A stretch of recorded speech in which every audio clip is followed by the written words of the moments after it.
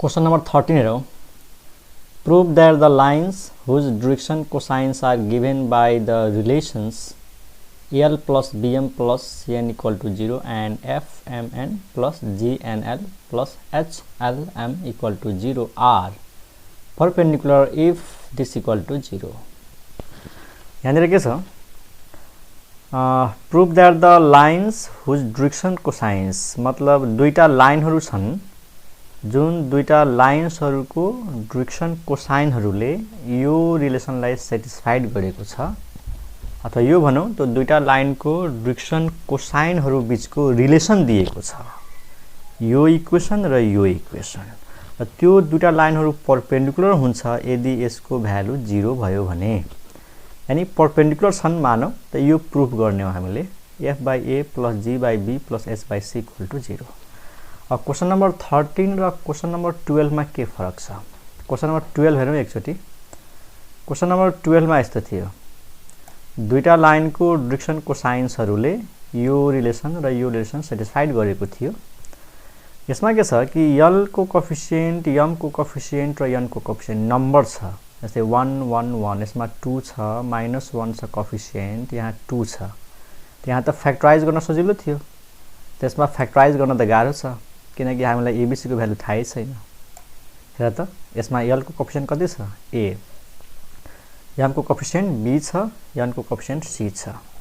यहाँ छ mn को कोएफिसिएन्ट f, nl को कोएफिसिएन्ट g र lm को कोएफिसिएन्ट h. अब हामीलाई abc अनि f g h को भ्यालु थाहा छैन. त्यही भएर फ्याक्टराइज गर्न सक्दैनौं. त्यही भएर हामीले अलिकति अरु तरिकाले यसलाई सल्भ गर्नुपर्छ. त सुरुवात त त्यसरी नै गर्ने हो. इक्वेसन 1 र इक्वेसन 2 बाट एउटा भेरिएबललाई इलिमिनेट गर्छौं. यानी n लाई हटाउँछौं ताकि रिलेसन आओस् l र m मा. सेम अघि जस्तै क्वेशन नम्बर 12 मा गरेको जस्तै एउटा भेरिएबललाई इलिमिनेट गर्ने. त कसरी इलिमिनेट गर्ने? सिम्पल. इक्वेसन 1 बाट n को भ्यालु निकाल्दियौ यहाँबाट अनि यसमा पुट गर्दिने. त इक्वेसन 1 बाट n को भ्यालु कति आउँछ? त्यहाँ सजिलो छ निकाल्न. हेरौ यो दुईटालाई उता फाल्दियौ, c ले डिभाइड गर्दियौ त n को भ्यालु कति आउँछ? n = -a *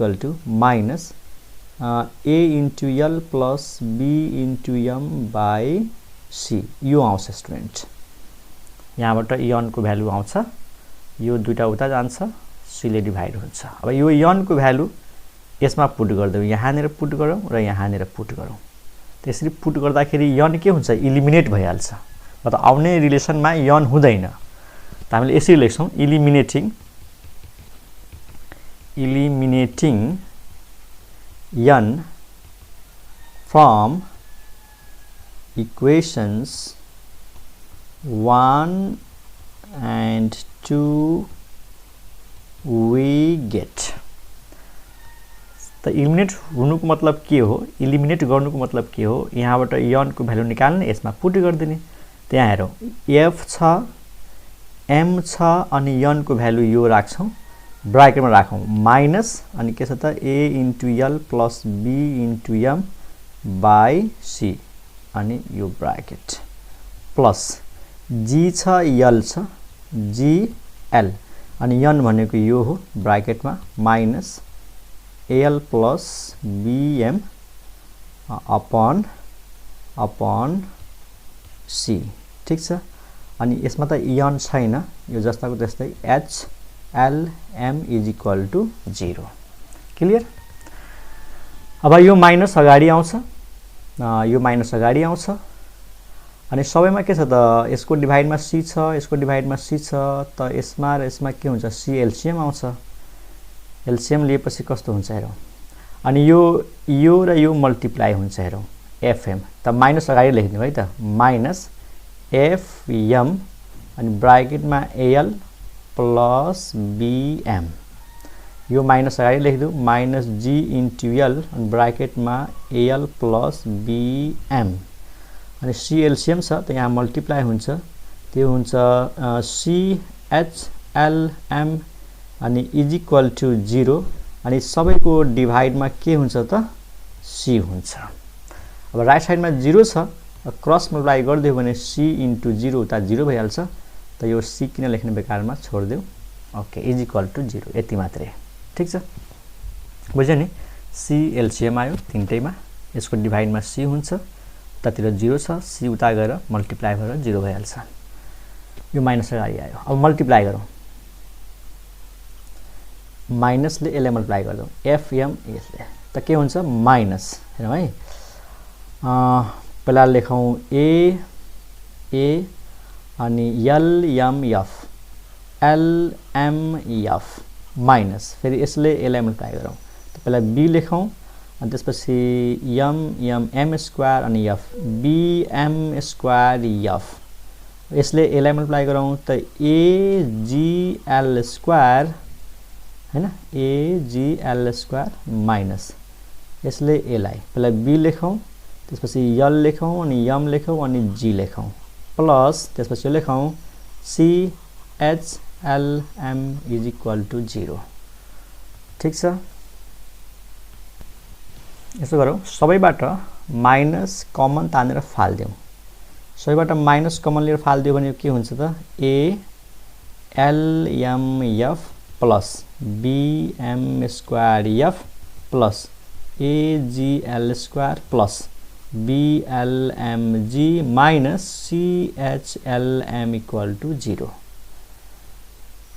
अब यहाँ हेरौँ एउटा एल स्क्वायरको टर्म छ एउटा एम स्क्वायरको टर्म छ र बाँकी तीनटैमा हेर त एल इन्टु एम छ हैन यहाँ पनि के छ त एल इन्टु एम छ यहाँ पनि एल इन्टु एम छ त पहिला एल स्क्वायरको टर्म लेखौँ यो टर्म एजीएल स्क्वायर त्यसपछि एल इन्टु एम को टर्म लेखौँ एल इन्टु एम त्यहाँ हेर एलएम छ यो एलएम अनि यो एलएम र यो एलएम कमन तानेर लेख्छु म त एलएम कमन लिएपछि के हुन्छ एएफ यहाँ लेखौँ एएफ यहाँनिर चाहिँ बीजी अनि यहाँनिर चाहिँ माइनस सीएच अनि एलएम कमन लिएको मैले यतातिर लेख्छु एलएम त्यसपछि एउटा एम स्क्वायरको टर्म यहाँ छ बीएम स्क्वायर एफ त्यसलाई लेखौँ BFM square is equal to 0 and this is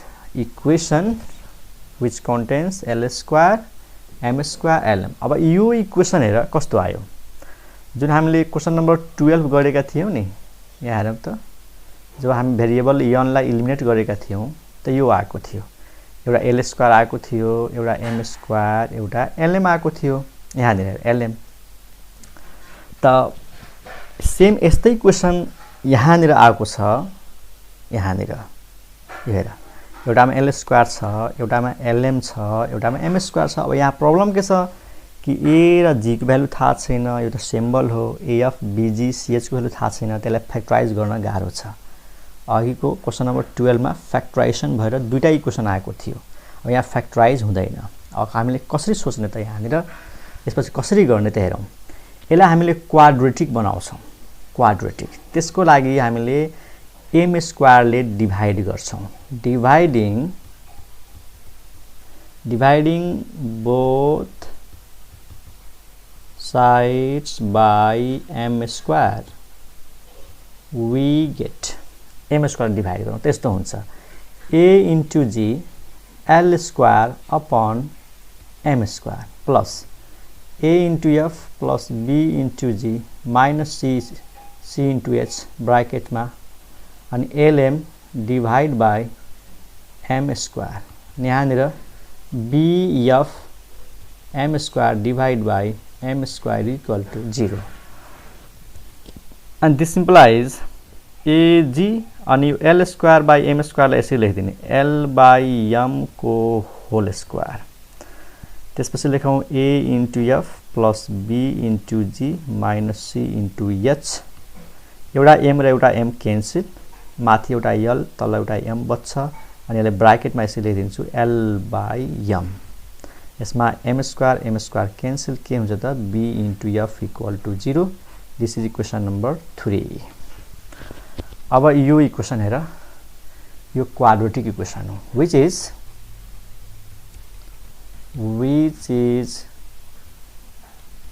quadratic equation in L by M यो इक्वेसन हो quadratic in L by m। किन इन L by m? किनकि L by m को whole square छ, एउटामा L by m छ, यसमा L by m छैन। याद गर, जब हामी भन्छौं नि quadratic in x, quadratic in x भनेको के हो? यो बुझ्छ हामीले, ax square plus bx plus c equal to 0. What is this? This is the quadratic equation in x. यो x मा क्वाड्रेटिक हो किनकि एउटामा x स्क्वायर हुन्छ, एउटामा x हुन्छ। त त्यसैगरी यो L by m मा क्वाड्रेटिक छ, L by m को स्क्वायर आएको छ। जस्तै मानौँ न एक्सनको लागि यसलाई x, त यो x स्क्वायर हुन्छ कि हुँदैन? हुन्छ। अनि यो के हुन्छ? x। यो हुन्छ कन्स्टेन्ट टर्म। जस्तै यहाँ x स्क्वायर को कोएफिसिएन्ट a छ, त यहाँनिर यसको कोएफिसिएन्ट ag भयो। अनि जस्तै f को कोएफिसिएन्ट b छ, त L by m को कोएफिसिएन्ट यो हुन्छ र यो कन्स्टेन्ट टर्म। जस्तै यहाँ c छ नि, त यहाँ c जस्तै छ यो। त this is quadratic in L by m। अब आफै भन, जब कुनै इक्वेसन क्वाड्रेटिक हुन्छ, जस्तै यो x मा क्वाड्रेटिक छ, त x को कतिवटा भ्यालु हुन्छ? दुईटा भ्यालु हुन्छ। हामीले एउटा भ्यालुलाई अल्फा मान्छौं, अर्को भ्यालुलाई बीटा मान्छौं। 11 क्लासमा पढेको होला। अल्फा र बीटा के हो? यो इक्वेसनको रुट हो। रुट भन्नाले x को भ्यालु। त्यसैगरी जब यो L by m मा क्वाड्रेटिक छ, त L by m को दुईटा भ्यालु हुन्छ। जस्तै x मा क्वाड्रेटिक छ, त x को दुईटा भ्यालु हुन्छ। त यो L by m मा क्वाड्रेटिक छ, त L by m को दुईटा भ्यालु हुन्छ। त which is quadratic in L by m giving two values. यसले दुईटा भ्यालु दिन्छ। गिभिङ टु भ्यालुज से। अब त्यो दुईटा भ्यालुजलाई मानौं, एउटा भ्यालुजलाई मानौं L1 by m1 and L2 by m2। हामीले भ्यालु पनि यस्तै टाइपको सपोज गर्ने। यो क्वाड्रेटिक हो L by m मा, त्यसको दुईटा भ्यालु यसै सपोज गर्ने, L1 by m1 र अर्को भ्यालुलाई के मान्ने? L2 by m2। किनकि थाहा छ L र m दुईटा लाइनको डिरेक्सन कोसाइनहरु हुन्। L को दुईटा भ्यालु हुन्छ, एउटा L1 भयो, एउटा L2 भयो। m को दुईटा भ्यालु हुन्छ, m1 र m2। त भ्यालु यस्तै टाइपको सपोज गर्ने। त these are the two values of L by m, अथवा यो भनौं these are the roots of this quadratic equation। जस्तै अल्फा र बीटा क्वाड्रेटिक इक्वेसनको रुट्स हो। ओके, अब अलिकति 11 क्लासमा पढेको कुराहरु रिभाइज गरौँ। यो इक्वेसनको अल्फा र बीटा रुट हो, त हामीले दुईटा फर्मुला पढ्छौं, sum of the roots and product of the roots. थाहा होला, यो दुईटा रुटको sum minus b upon a हुन्छ। x को coefficient divide by x square को कोएफिसिएन्ट र दुईटा रुटको प्रोडक्ट यानी अल्फा र बीटा को प्रोडक्ट c अपन a हुन्छ है। यो हो relation between roots and coefficient. फेरि सुन, कुनै पनि क्वाड्रेटिक इक्वेसनमा जब x को जुन दुईटा भ्यालु हुन्छ नि अल्फा र बीटा, त्यो दुईटा भ्यालुहरुको sum minus b upon a हुन्छ र त्यो दुईटा भ्यालुको प्रोडक्ट के हुन्छ? c upon a। त यहाँनिर हामीले के गरौँ? यो दुईटाको प्रोडक्ट निकालौं। सम त यहाँ काम लाग्दैन, प्रोडक्ट काम लाग्छ। देयरफोर यसै लेखौं, L1 by m1 into L2 by m2। यसको र यसको प्रोडक्ट जस्तै alpha into beta, c by a। c भनेको यो हो है, यो हो c। bf, a भनेको यो वाला term ag, this is a into g। बुझ्यौ नि?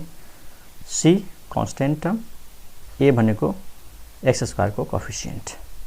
त यसको र यसको प्रोडक्ट c अपन a। यो त x स्क्वायर जस्तै भयो नि, यो x स्क्वायर भयो, त यो c अपन a। यो भयो प्रोडक्ट अफ द रुट्स।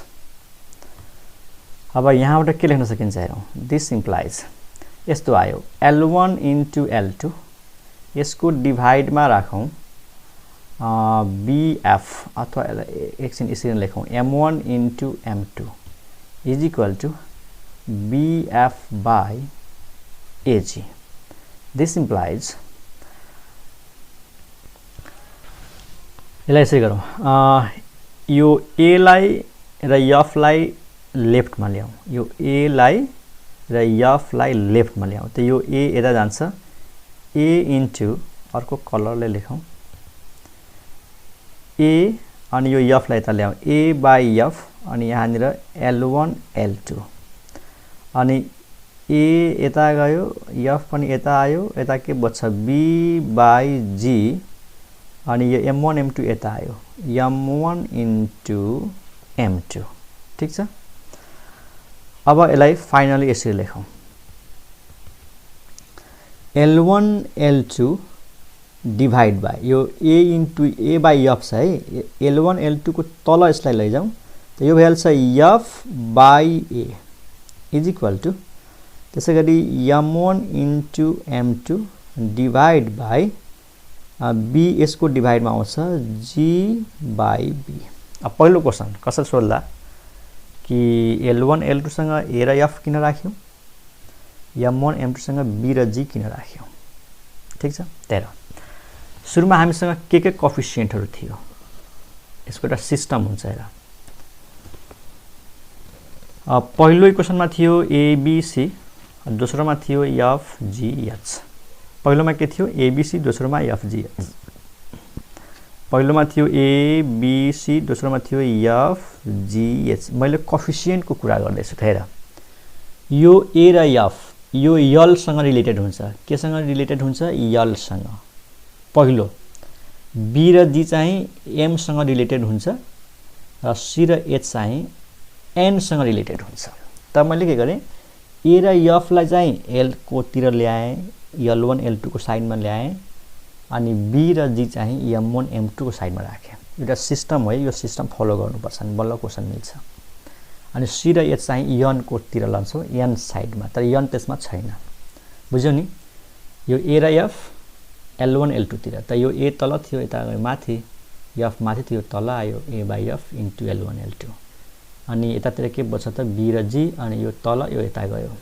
फेरि यसलाई हामी के गर्यौं L1 L2 को तल यसलाई लगिदियौं त F त अलरेडी तल थियो यो A यसको पनि तल जान्छ ए आखिर यो A माथि नै जाने हो नि त त्यसै लेख्ने हो खास L1 L2 को तल F by A M1 M2 को तल G by B हेरिराछौ F by A M1 M2 को तल G बाई B क्लियर त यो रिलेसन कसरी आयो जब हामी दुईटा इक्वेसनबाट n लाई इलिमिनेट गरेका थियौं अब सपोज गरौँ यदि हामीले m लाई इलिमिनेट गरेको भए के हुन्थ्यो m लाई इलिमिनेट गरेको भए के हुन्थ्यो फेरि मैले भन्न खोजेको हो जस्तै यो इक्वेसन र यो इक्वेसनबाट n लाई इलिमिनेट गर्यौं त l र m को बीचमा रिलेसन आयो यदि हामीले m लाई इलिमिनेट गर्ने हो m लाई m को भ्यालु यहाँबाट निकालेर यसमा राखेको भए कस्तो रिलेसन आउँथ्यो त m लाई इलिमिनेट गरेको भए a र l को बीचमा रिलेसन के रे l र n को बीचमा रिलेसन आउँथ्यो आफै सुन आफै बुझौं जस्तै यो l र m को बीचमा रिलेसन आयो n लाई इलिमिनेट गर्दा अब हामी m लाई इलिमिनेट गर्छौं m लाई त कसको बीचमा रिलेसन आउँछ l र n को बीचमा रिलेसन आउँछ त्यो कुरालाई हामी सिमिलरली लेख्छौं है त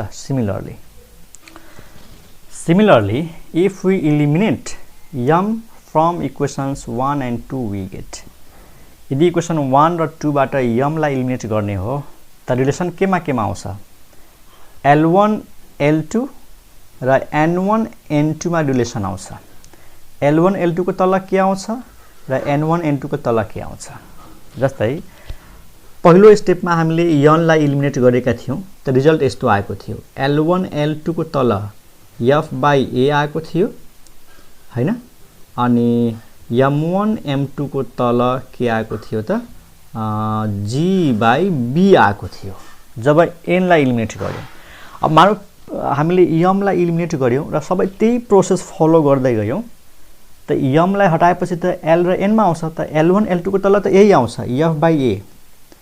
F बाई A नै आउँछ तर N1 N2 को तल के आउँछ थाहा छ H बाई C मैले सिस्टम भनिसकेको छु है यहाँ हेरौ पहिलो कोएफिसिएन्ट थियो ABC त्यसपछि FGH F by A L1 L2 को तल आउँछ G by B M1 M2 को तल आउँछ र H बाई C जस्तै F by A G by B त N1 L2 को तल आउँछ H बाई C त्यही लेखेको छौं H बाई C क्लियर यसलाई मानौ इक्वेसन कति 1 2 3 यो 4 भयो।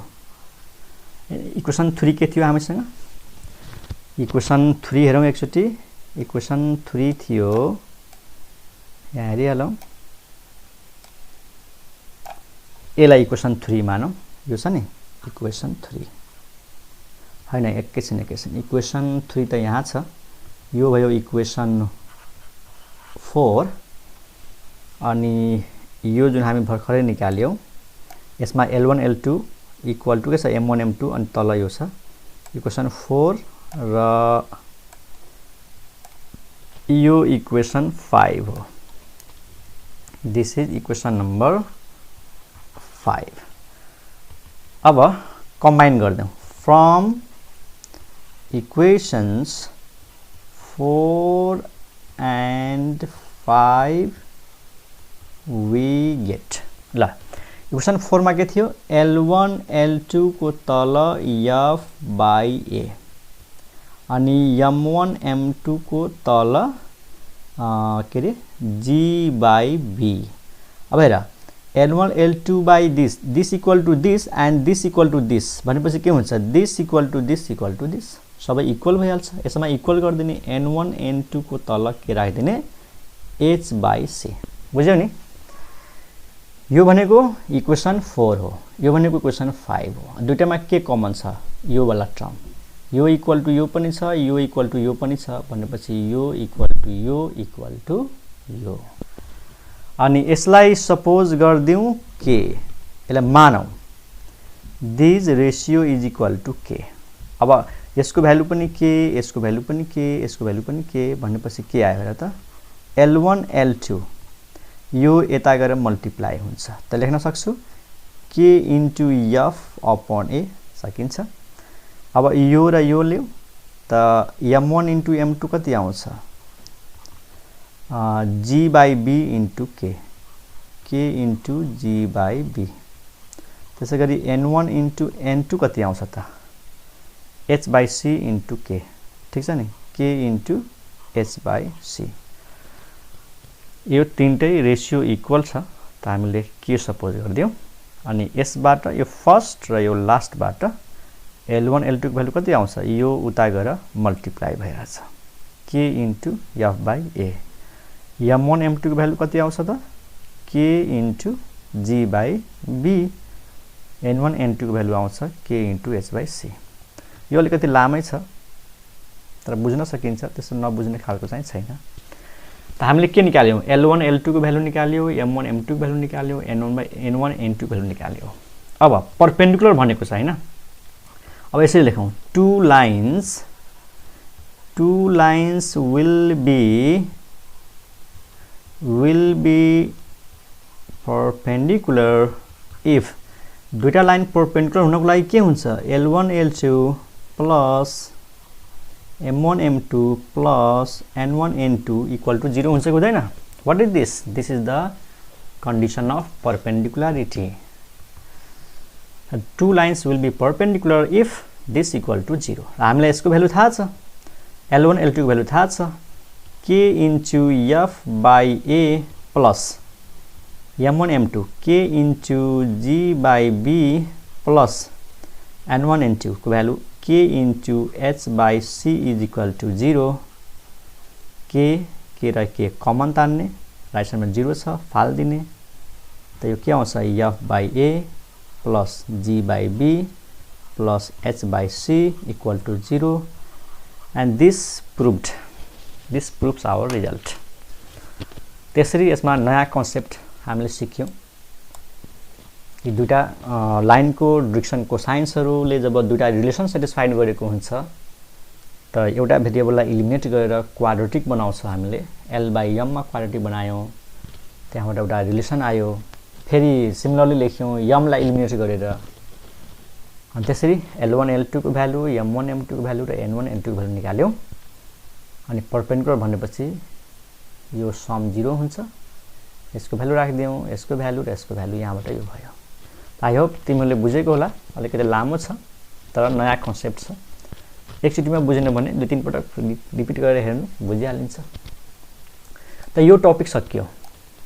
यो जुन 3 डाइमेन्सनल ज्योमेट्री हामी पढ्दै थियौं कोअर्डिनेट इन स्पेस एउटा च्याप्टर सकियो। र यसको अर्को एउटा च्याप्टर बाँकी छ प्लेन भनेर, what is the equation of plane, आज प्लेनसँग रिलेटेड टपिकहरू बाँकी छ, त्यो पछि गरौँला। त यो च्याप्टर भनौँ न 3 डाइमेन्सनल ज्योमेट्रीको फर्स्ट च्याप्टर भ्याइयो, सेकेन्ड च्याप्टर पछि सुरु गर्छौँ। त्यसमा यति राखौँ। Okay by.